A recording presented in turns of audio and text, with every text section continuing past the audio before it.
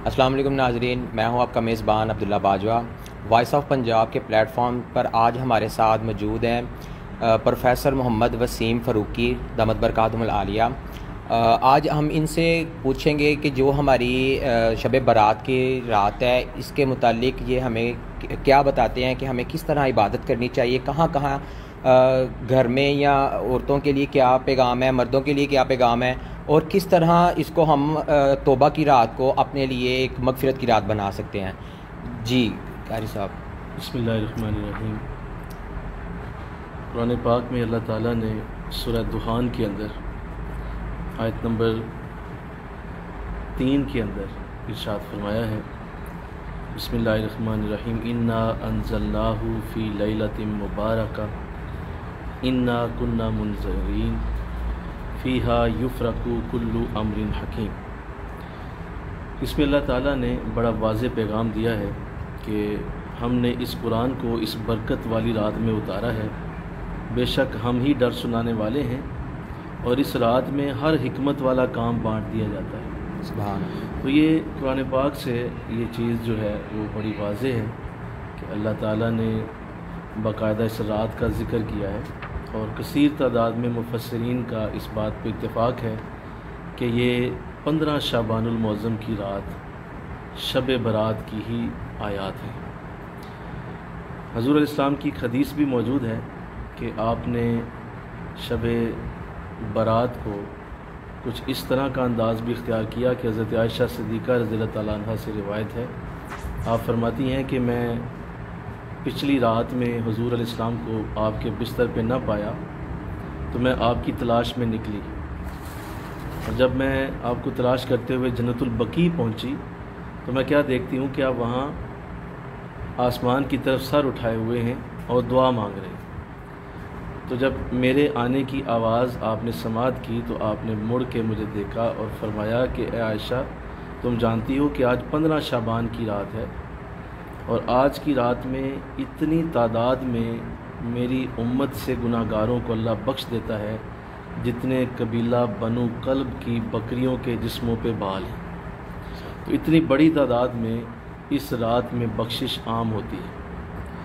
تو زیادہ چاہیے کہ ہم اس رات کو خصوصی طور پہ اللہ سے معافی کے لیے، بخشش کے لیے استعمال کریں۔ اللہ والوں کا ایک طریقہ رہا ہے کہ وہ اس وقت عبادت، اس وقت اللہ سے مانگنا زیادہ مناسب سمجھتے ہیں جب اللہ خود وعدے کرتا ہو،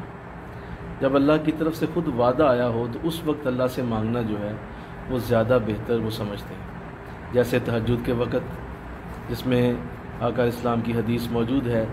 کہ آقا اسلام نے فرمایا کہ اللہ ہر رات کی پچھلی گھڑی میں آسمان دنیا پہ تشریف لاتا ہے اور آواز دی جاتی ہے کہ مانگو مجھ سے، کوئی رزق مانگنے والا ہے، مانگو مجھ سے کوئی اولاد مانگنے والا ہے، مانگو مجھ سے کوئی شفا مانگنے والا ہے، جو چاہے مانگو، میں دینے کے لیے آیا۔ تو تہجد کا وقت اسی طرح جو ہے وہ کعبہ شریف کے پاس، مسجد نبوی شریف کے اندر، اور اسی طرح بارش ہونے کے وقت، اور اسی طرح فرض نمازوں کے بعد، اور اسی طرح ایسی راتیں اللہ نے دی ہیں جن راتوں میں بخشش کا وعدہ ہے، جیسے رمضان المبارک میں شب قدر، اور اسی طرح 15 شعبان کی رات، اور اسی طرح شب معراج اور شب میلاد جس میں آقا علیہ السلام کی ولادت باسعادت ہوئی۔ تو اس سے یہ علم ہوا کہ یہ وہ وقت ہیں جن میں اللہ کی رحمتوں کے وعدے موجود ہیں، تو بہتر یہ ہے کہ ایسے اوقات کو ضائع نہ کیا جائے، اور ان کو شرلی پٹاخوں کی نظر اور ان کو جو ہے وہ اس طرح کے فضولیات کے اندر لگا کر ان اوقات کو ضائع کرنا کہاں کی دانشمندی ہے کہ اللہ ہمیں بخشنے کی طرف آ رہا ہو اور ہم جو ہے اس سے پیٹھ پھیر کر تو فضول قسم کے کاموں میں لگ جائیں، تو پھر قصور تو ہمارا ہی ہوا نا۔ تو اس لیے اس رات کی برکتیں اور رحمتیں اس قدر زیادہ ہیں کہ جس کی کوئی انتہا نہیں۔ تو لہٰذا میں چاہتا ہوں کہ آپ کے اس خوبصورت سوال پہ میں ایک بات ضرور کروں کہ جو شخص بھی اس رات کو پا لے، اسے چاہیے کہ وہ اس رات کی عبادت کو لازم پکڑے، وہ ضرور اس رات کو زندہ کرے۔ زندہ کرنے سے مراد یہ ہے کہ قرآن کی تلاوت کرے، نوافل پڑھے، کسی مسجد میں کسی مجلس میں چلا جائے جہاں لوگ بیٹھ کر اللہ اللہ کر رہے ہوں، نعت شریف ہو رہی ہے، تلاوت ہو رہی ہے، درس ہو رہے ہیں، قرآن پاک کی باتیں ہو رہی ہیں، اللہ والوں کی گفتگو چل رہی ہے اور توبہ کے اوپر گفتگو ہے، دعا ہو رہی ہے، ذکر ہو رہا ہے، تو جہاں آپ ایسی مجلس میں چلے جائیں گے، رات بھی ایسی ہے، مجلس بھی ایسی مل جائے گی، تو امید ہے کہ اللہ بخشش عام کر دے گا اور اللہ آپ کی قسمتیں بھی بدل دے گا۔ ماشاءاللہ، سبحان اللہ۔ مولانا صاحب نے ہمیں جو بتایا ہے یہ ہمارے لیے کافی انفارمیٹیو چیز تھی۔ اس توبہ کی رات میں بہت سی عبادات کے بارے میں بتایا گیا ہے، لیکن کچھ عبادات ایسی ہیں جن کا ثواب، اجر و ثواب جو ہے نا وہ بہت زیادہ بتایا گیا ہے، جیسے کہ صلاۃ و تسبیح کی نماز ہے۔ تو صلاۃ و تسبیح کی نماز نارمل دنوں میں پڑھنے سے بھی بہت اعلیٰ مقام ہے، لیکن اس رات میں کیا اس کا ثواب کوئی زیادہ ہے؟ کچھ یاد رکھیے کہ اللہ کے جو کچھ خاص ایام ہوتے ہیں ان میں ثواب و عذاب کا معاملہ جو ہے وہ بہت بڑھ جاتا ہے۔ مثلا میں سادہ سی بات کرتا ہوں، اگر آپ کعبہ شریف میں جاتے ہیں تو کعبہ شریف کے حرم میں جس نے ایک نماز ادا کی